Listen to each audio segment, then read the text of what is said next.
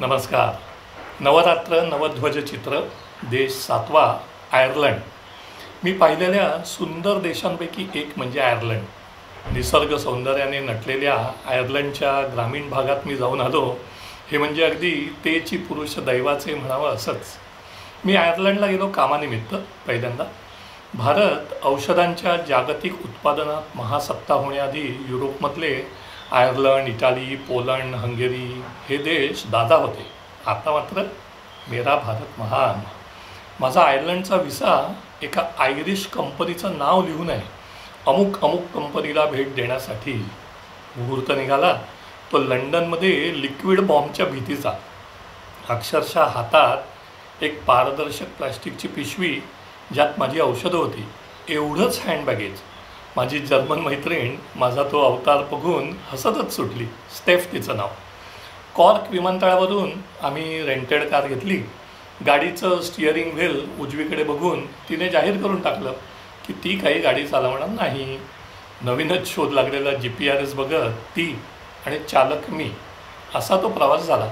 मी परदेशात केलेलं ते एकमेव ड्रायव्हिंग. आयरिश लोक अंगापिंडाने मजबूत आणि वागायलाही रोखठोक.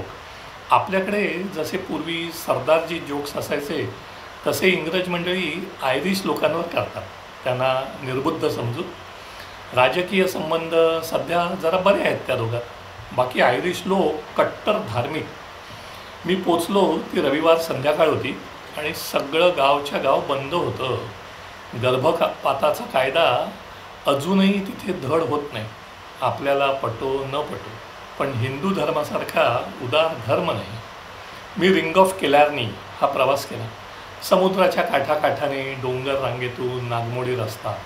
के किंवा सी या अक्षराने सुरू होणारी अनेक गावं आहेत आयर्लंडमध्ये. मस्त बेभान वारा आणि उसळत्या लाटा अजूनही अंगावर येत आहेत त्या आठवणी. आम्ही एका स्पामध्ये राहायला होतो. पाठीवर गुळगुळीत दगड ठेवून मसाज करणारे आयरिश स्पा मन आणि तन दोन्ही सैल करतात. समोर विस्तीर्ण हिरवगार कुरण, त्यावर चालणाऱ्या गुबगुबीत गायी आणि मेंढ्या, पार पलीकडे डोंगर आणि त्याही पलीकडे समुद्र. निसर्गाची सगळी रूपं पाहायला हजर. मी मस्त सकाळ संध्याकाळी रपेट करून यायचो. माझा आयरिश यजमान औषध कंपनीत काम करायचा आणि शिवाय फार्मिंग. पशुपालनाला फार्मिंग म्हणतात हे मला तेव्हा कळलं. आयर्लंडची खासियत म्हणजे पब. हिरव्या रंगाचा साज लिहिलेले आयरिश पब जगभर दिसतात. तमाम आयरिश चाकरमानी घरी जाण्यापूर्वी पबला आपले पाय लावतात.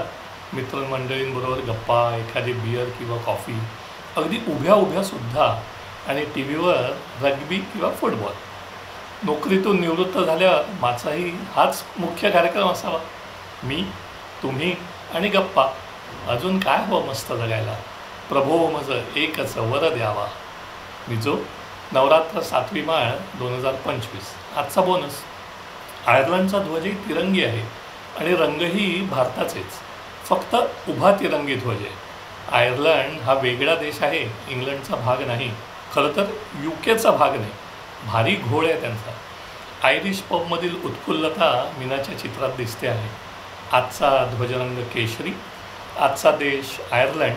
चित्रकार मीना शहा. नमस्कार.